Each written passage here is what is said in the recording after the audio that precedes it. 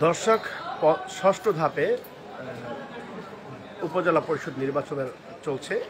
সকাল ৮টা থেকে কিন্তু ভোট গ্রহণ শুরু হয়েছে, যদিও সকালবেলা একটু বৃষ্টির কারণে ভোট গ্রহণ বিঘ্নিত হয়েছিল। তো বেলা যখন গড়াচ্ছিল তখন কিন্তু মোটামুটি পরিবেশটা সুন্দর হয়েছে এবং এখনো পর্যন্ত হাস্যোজ্জ্বল আবহাওয়া কিন্তু বিরাজমান রয়েছে। তো আমি এই মুহূর্তে অবস্থান করছি শরীয়তপুরের নড়িয়া উপজেলার কেদারপুরের ৫৫ নং মুলফতগঞ্জ সরকারি প্রাথমিক বিদ্যালয়ের ঠিক মাঠে আমি অবস্থান করছি। এখানে ৩২২১টি ভোট রয়েছে। এতে করে প্রায় ৩টা পর্যন্ত আমরা দেখেছি যে ৬ শতাধিক ভোট কিন্তু কাস্ট হয়েছে। তো ভোটার উপস্থিতি সকাল থেকেই কম ছিল, আপনারা পরিসংখ্যান থেকেই বুঝতে পারছেন।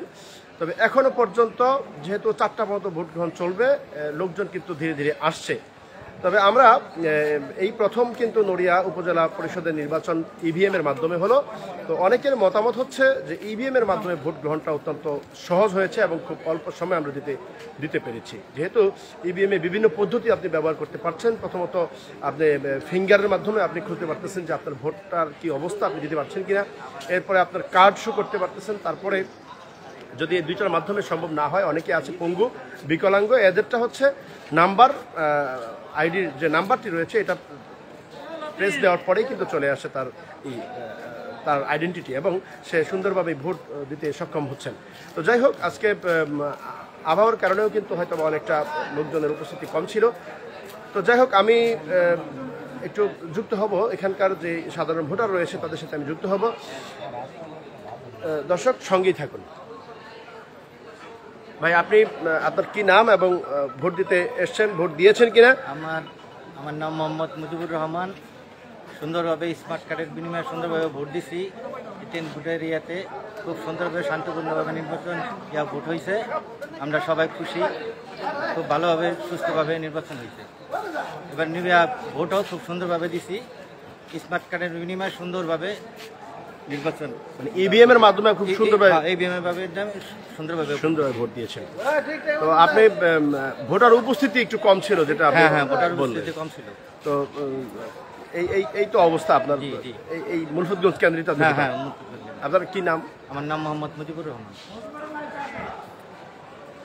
দর্শক, আমি দেখানোর চেষ্টা করব যে আসলে যে কেন্দ্রের মাঠটি রয়েছে, ঐতিহ্যবাহী মুলফতগঞ্জ যে মাদ্রাসা মাঠটি রয়েছে, এটা কিন্তু প্রায় ৩১০০ ভোটারের একটি কেন্দ্র। তবে মুলফতগঞ্জ সরকারি প্রাথমিক বিদ্যালয়ে ৫৫ নং, এটা হচ্ছে সেই কেন্দ্রটি। প্রায় ভোটার শূন্য, তবে এখনো পর্যন্ত কিন্তু ভোটার আসতেছে এবং বেশ কিছু ভোট এখানে কিন্তু পর্যাপ্ত ভোটার রয়েছে। এখানে পাশেই কিন্তু পদ্মা নদী এবং পদ্মা নদীতে ভেঙে যাওয়া যে কেন্দ্রগুলো রয়েছে সেই কেন্দ্রগুলোর কিন্তু ভোট এখানে স্থাপন করা হয়েছে।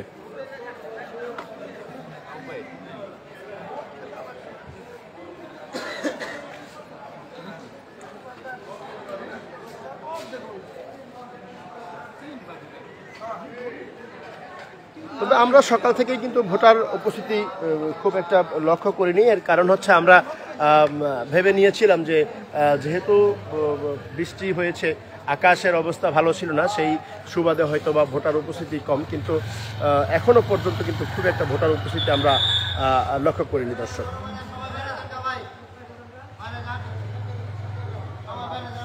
দর্শক, এই ছিল আমার কাছে সর্বশেষ। তবে ষষ্ঠ ধাপে নির্বাচনের শেষ মুহূর্তে আমরা অবস্থান করছি। আর কিছুক্ষণের মধ্যেই কিন্তু ভোট গ্রহণ শেষ হবে এবং আমরা কাঙ্ক্ষিত ব্যক্তি কে হচ্ছেন বিজয়ী তাকে আমরা দেখতে পাবো। তবে ষষ্ঠ ধাপে নির্বাচনটি সম্পন্ন সুষ্ঠু হয়েছে। এখনো পর্যন্ত আমাদের নড়িয়া উপজেলার কোথাও কোনো বিচ্ছিন্ন ঘটনা আমরা খবর এখনো পাইনি এবং শান্তিপূর্ণভাবেই কিন্তু ভোট গ্রহণটি সম্পন্ন হয়েছে।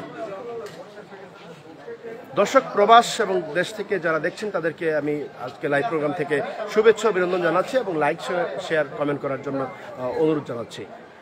এই ছিল আমার কাছে সর্বশেষ। সকলকে শুভেচ্ছা অভিনন্দন জানিয়ে আমি শেষ করছি।